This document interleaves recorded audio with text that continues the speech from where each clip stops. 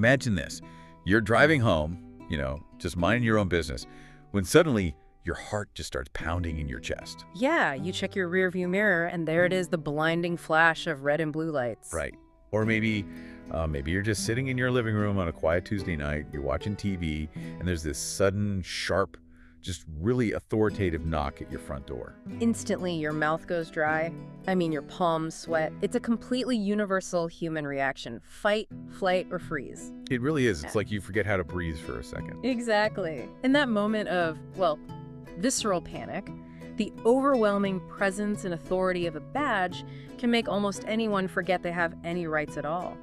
Your brain just defaults to compliance. You just want to survive the encounter. And that biological panic is the exact reason why most people have absolutely no idea how to handle these situations. The sheer intimidation factor causes ordinary, law-abiding people to completely forget their constitutional protections. Yeah, and that memory lapse, it isn't just a minor inconvenience. No, not at all. It leads to unnecessary stress, massive financial loss, or, even serious life-altering legal trouble. Which is why our mission in this deep dive is to systematically break down the actual U.S. Constitution, Supreme Court precedents, and real-world legal protections. Right, we're going to look at the mechanics of your rights so you don't have to figure them out while your adrenaline is just totally spiking. But we do need a quick disclaimer before we get into the weeds here, right? Yes, crucial disclaimer. We are examining federal constitutional baselines today. State laws can and do vary. Some states offer even more protection than the federal baseline, so, you should always consult a legal professional for your specific situation. Perfect. Yeah. So let's unpack the realities of the street, because every massive legal battle usually starts with a single, incredibly casual-seeming interaction. Oh, absolutely. The friendly approach. Right. Picture the scenario. You're walking down the sidewalk, maybe you're just heading to get a coffee, and a police officer casually steps into your path, gives you a friendly smile, and says, "Hey, got a second to chat?" The psychological tension builds immediately there. It really does. Most of us feel completely compelled to answer because, we're terrified that just walking past a cop makes us look suspicious or guilty. And that is the single most common trap people fall into. Really? Just answering a friendly question? Yeah, because when faced with that friendly approach, people start oversharing. They feel socially and physically trapped, right? So they answer questions they absolutely do not have to answer. I see. And they routinely, totally accidentally incriminate themselves or create these weird inconsistencies in their story. To understand how to navigate this, we have to look at the legal distinction between a mere encounter and a stop. Okay, so those two terms sound pretty similar to a layperson, but I'm guessing the legal reality is totally different. Night and day. A mere encounter requires zero justification from law enforcement. A police officer can walk up to anyone on the street and ask questions, just like any other citizen can. Right. They have freedom of speech, too. Exactly. But a stop, which legally means a seizure of your person, that only occurs when your liberty is actively restrained by physical force or a show of authority. So what does that actually mean for me standing there with my coffee? It means police can ask you questions all day long without any suspicion whatsoever, but they cannot force you to stay there unless they have a reasonable, articulable suspicion that you are actively involved in a crime. It feels a bit like a terrible blind date, where you don't realize you're allowed to just get up and walk out the door. That's actually a great way to put it. But the problem is, you can't exactly read the officer's mind to know which situation you're in, right? If I'm standing there, how do I actually figure out if I'm officially being detained? You have to force the issue using 5 specific words. Am I free to leave? Am I free to leave? That's it. That phrase is your absolute best defense. If the officer says yes, you walk away. You don't run, you just calmly walk away. Okay, but what if they say no? If the officer says no, the legal dynamic has fundamentally shifted. They are now legally required to have that reasonable suspicion to hold you. I think a lot of people misunderstand this phase, though. They think that if they refuse to answer questions, the cop will just use their silence as an excuse to arrest them. Oh, 100%. People are terrified of looking uncooperative. But merely refusing to answer an officer's questions during a mere encounter cannot, on its own, be used as the legal basis to manufacture probable cause for an arrest. So, just to be crystal clear, your silence is simply not a crime. Never. Your silence is protected. But let's follow that thread. You ask if you're free to leave, and the officer looks at you and says, "No, you're staying right here." So now the sunny street corner scenario just evaporated. Now you're detained. Right. And let's say things escalate. The environment shifts to a sterile, claustrophobic police interrogation room. The officer leans in across the table, playing the friend. The classic good cop routine. Yeah, they say, look, just tell me what happened. We can clear this all up right now, and you can go home to your family. Honestly, I'd probably just start talking, because silence in that room feels like an admission of guilt. And that's exactly what they want. The psychological pressure in that room is heavily engineered to break people down. And, well, it is incredibly effective. Because you feel so isolated. Completely. People waive their rights because they are completely convinced that asking for a lawyer makes them look guilty to the detectives.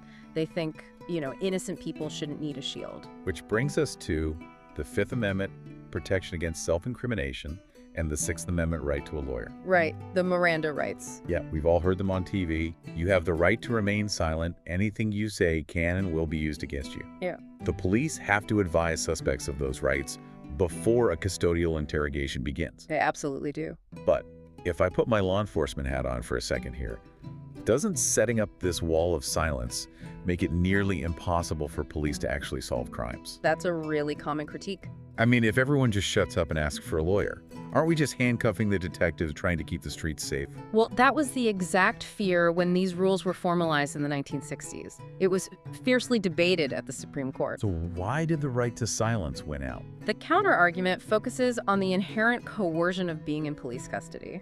The Supreme Court determined that an interrogation room is so fundamentally psychologically overwhelming that without explicit procedural safeguards, any confession you make isn't truly voluntary.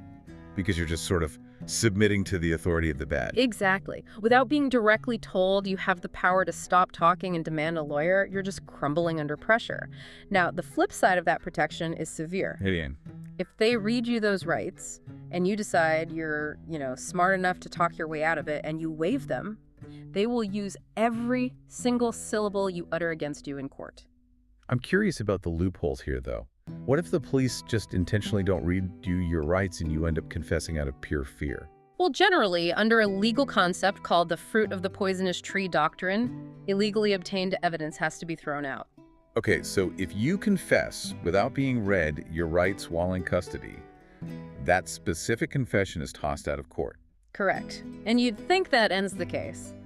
But there is a massive caveat here. Uh-oh. What is it? The Supreme Court has ruled that this doctrine doesn't fully apply to Miranda warnings. Wait, really? Why not? So if your illegally obtained confession leads the police to discover a physical witness, say, during the illegal confession you mentioned, your buddy saw the whole thing, that witness's testimony might still be used against you in court. Oh, wow. Yeah, even though the police only found that witness by violating your rights. That is wild. Okay, so you stayed silent, you invoked your right to an attorney, but what if the police decide they don't actually need your words because they want to look through your personal belongings instead?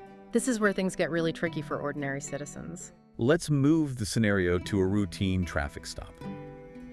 You're pulled over for a busted taillight. You're nervous, fumbling to hand over your license. Everyone's hands shake a little bit during a traffic stop. Exactly. The officer takes it, shines a flashlight into your back seat, and says in a super casual tone, "You don't mind if I take a quick look in the trunk, do you?" And the intimidation factor is huge here.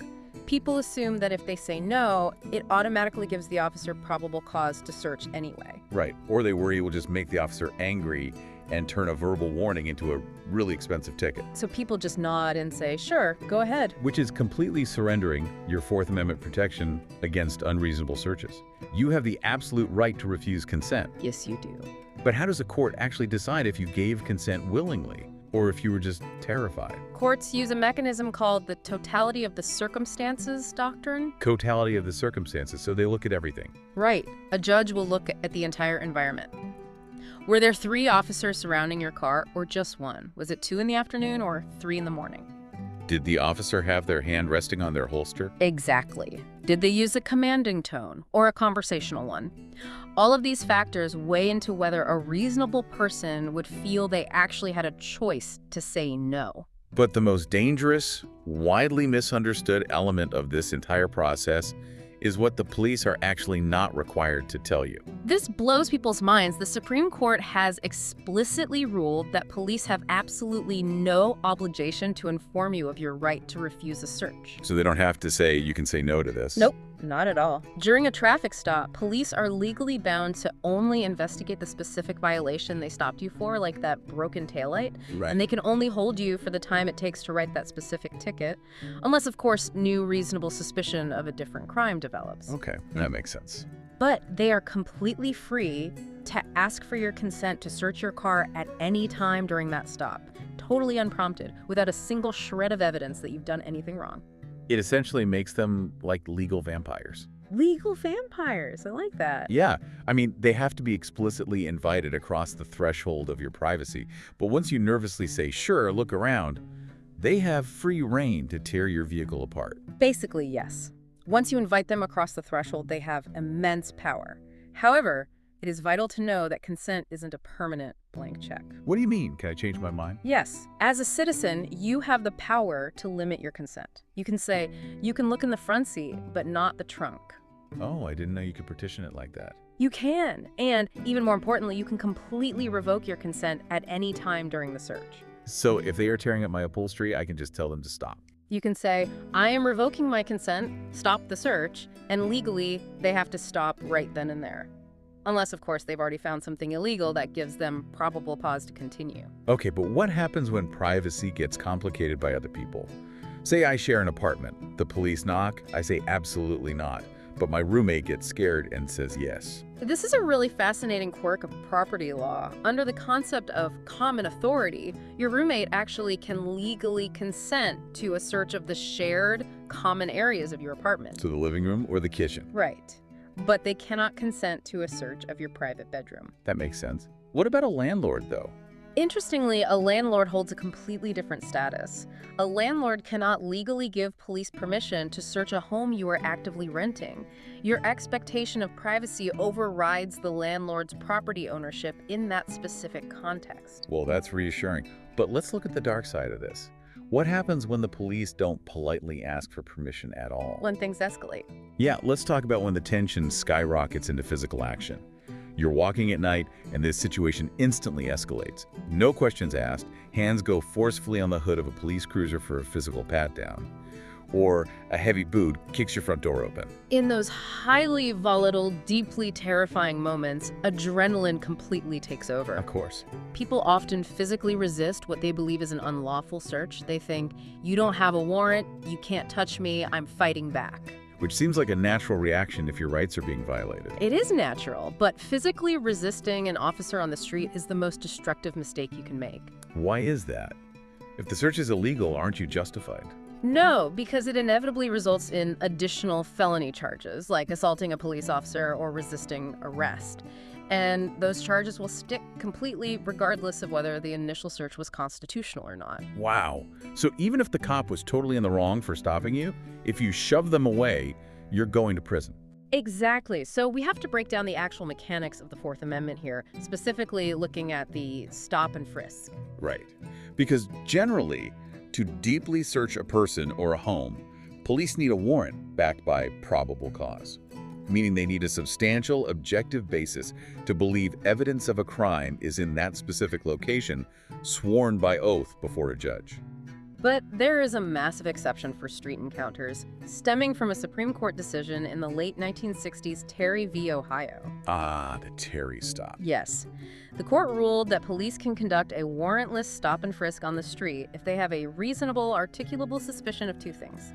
First, that you are engaged in criminal activity, and second, that you are currently armed and dangerous. Okay, so that's for the street. What about my house? For a home, the standard is much stricter. They generally still need that warrant unless there are exigent circumstances, which basically means emergencies. Like what kind of emergency? Like they are in a hot pursuit of a fleeing felony suspect.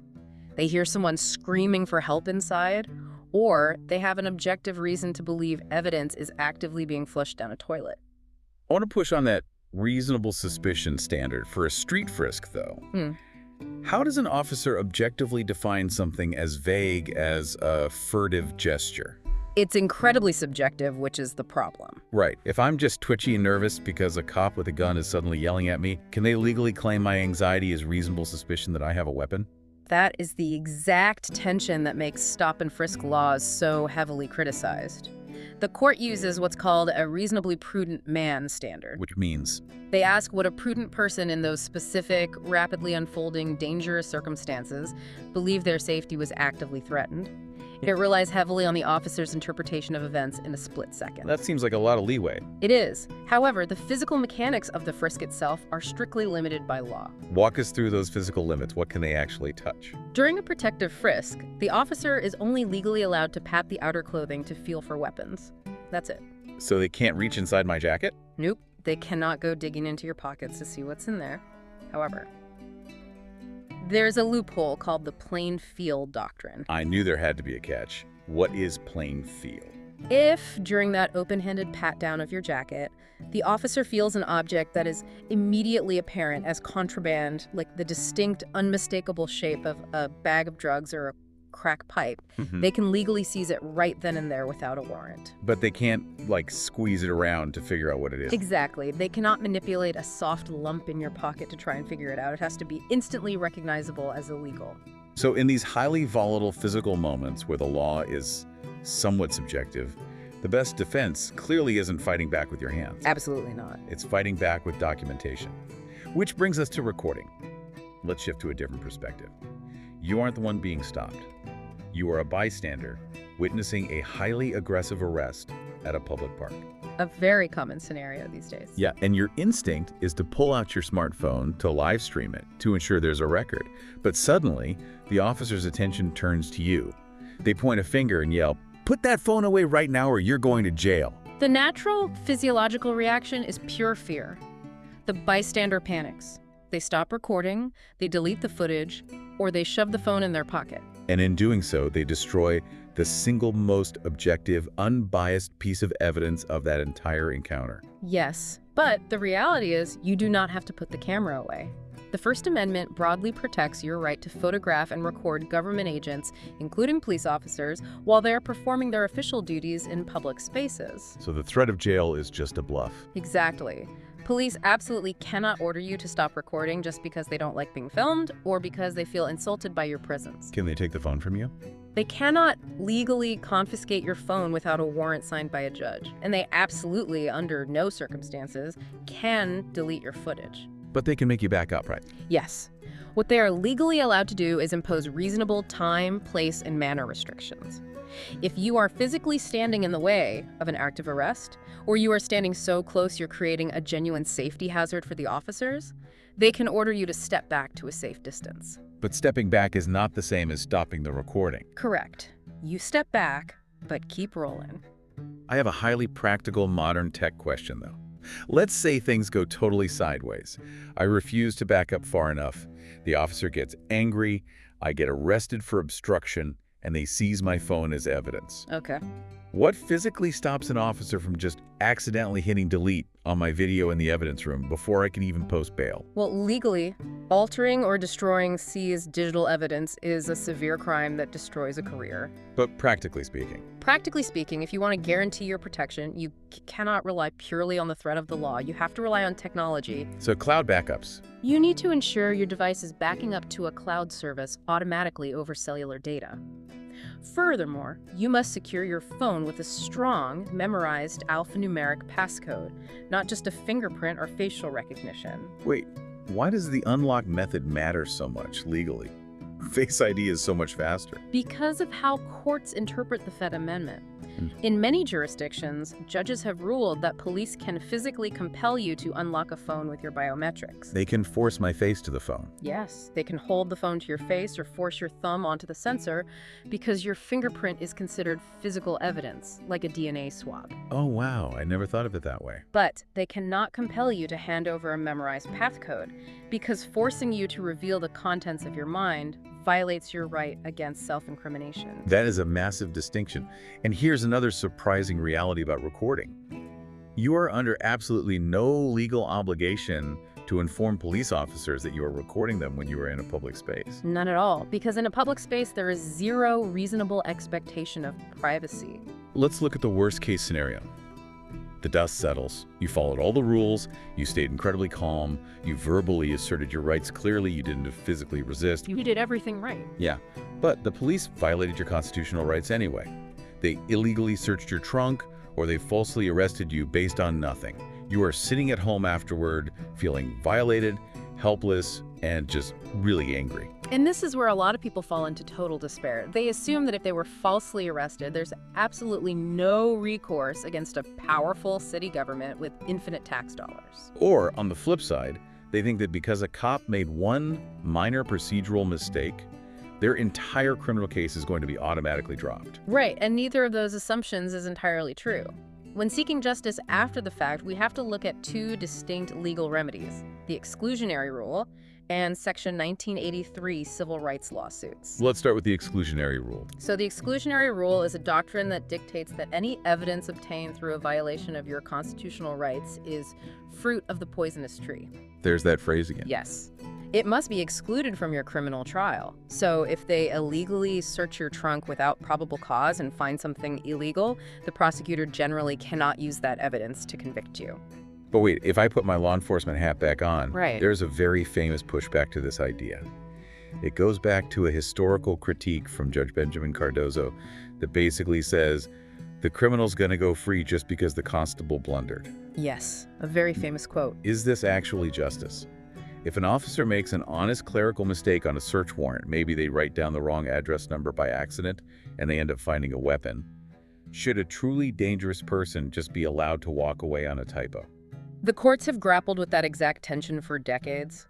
It feels fundamentally wrong to let a violent criminal walk on a technicality. So what do they do about it? Because of that, the Supreme Court eventually established the good faith exception. How does that work? If an officer genuinely believed they were acting legally, for example, they were relying on a warrant that a judge signed, which later turned out to be technically flawed through no fault of the officer, the evidence might still be allowed in court. Ah, so it's not a free pass. No. The exclusionary rule isn't designed to be a get-out-of-jail-free card for criminals.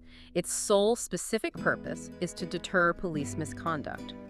The theory is, if rogue officers know they can't use illegally obtained evidence to get a conviction, they won't bother breaking the law to get it in the first place. And what about suing the police for the financial and emotional damage? That brings us to Section 1983 of the Civil Rights Act, which allows citizens to sue government officials for civil rights violations. Right, but we hear all the time about those lawsuits getting thrown out. Why is that? That is due to a major legal roadblock called qualified immunity. This is a controversial legal doctrine that essentially acts as a legal force field for cops. A force? Yeah, it protects individual officers from being sued personally for financial damages, unless the victim can prove the officer violated a clearly established statutory or constitutional right. Explain the mechanism of that. How does an officer actually use qualified immunity to block a lawsuit? Imagine an officer illegally searches your home in a very specific, unusual way, and you sue them. Before a judge or jury even looks at whether the officer actually did something wrong, the burden is on you, the victim, to find a previous court case with almost identical facts. Wait, I have to find a clone case. Exactly. A case where a judge ruled that specific action was unconstitutional. You have to prove the law was so clearly established that any reasonable officer should have known better. And if I can't? If you can't find a past case with those exact parameters, the officer is granted qualified immunity and your lawsuit against them is immediately thrown out. That is an incredibly high, sometimes impossible bar to clear. It is. However, while individual officers have the shield of qualified immunity, municipalities, the cities themselves, do not. Oh, so you could sue the city? Yes. Under a concept called Monell liability, you can sue the city directly. To win, you have to prove that an unconstitutional policy, a widespread practice, or a severe failure to train officers was the actual moving force behind your rights being violated. Which leads to a really surprising modern trend in the legal world. Because of the sheer prevalence of bystander video and body cameras revealing the objective truth of these encounters, juries are increasingly furious. Oh, they are. They are handing down what the insurance industry calls nuclear verdicts. Nuclear verdicts? We are seeing verdicts exceeding $10 million against municipalities for wrongful convictions, fabricated evidence, and excessive force.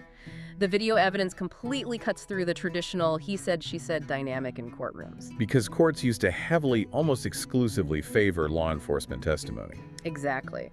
But juror anger over these verified, undeniable violations of liberty is driving massive financial penalties against cities across the country. Wow. We have covered a tremendous amount of ground today. From the mere encounter on the sidewalk to the claustrophobia of the interrogation room, navigating traffic stops, surviving physical frisk, your recording rights, and the complex mechanics of civil lawsuits. Let's distill all of this down to the core mission. The absolute golden rule of surviving any police encounter is this: stay calm. You must comply physically with orders, but you must assert your rights verbally. Don't rely on them to teach you your rights. Never, ever rely on the police to educate you about your rights in the heat of the moment. You have to know them in advance, state them clearly. Ask, am I free to leave?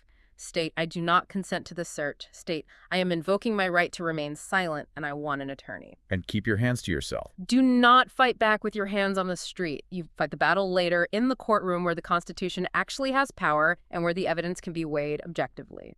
I want to leave you all with a powerful, sobering thought to mull over. The Department of Justice Civil Rights Division regularly conducts massive pattern or practice investigations into entire police departments across the country. It happens more often than people realize. They have forced federal oversight and reforms in departments as small as 6 officers and as massive as 17,000. These federal investigations routinely find deeply ingrained systemic patterns of excessive force, illegal street stops, and blatant Fourth Amendment violations. And that proves a very difficult reality. Systemic constitutional violations are not just abstract theories discussed in law school. They happen every single day in communities across this country. Right. And in a justice system where top-down reform takes years and often requires literal intervention from the federal government, your only immediate shield on the street isn't the goodwill of the state. Your only actual shield is your own memorization of the rights we just discussed. Because the next time you see the flash of red and blue lights in your rearview mirror or hear that sharp knock at your front door, the only person who can protect your rights in that exact second is you.